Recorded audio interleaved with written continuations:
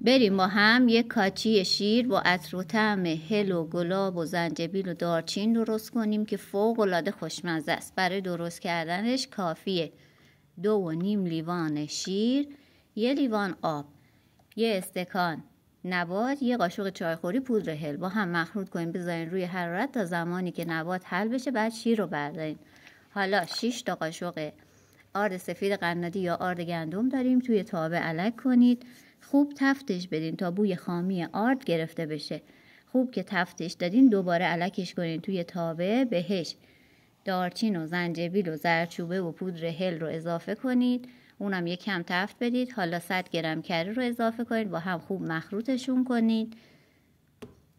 حالا شیر رو به همراه زعفران دم کرده و گلاب طی چند مرحله به موادتون اضافه کنید و مدام هم بزنید تا آردتون گلوله نشه.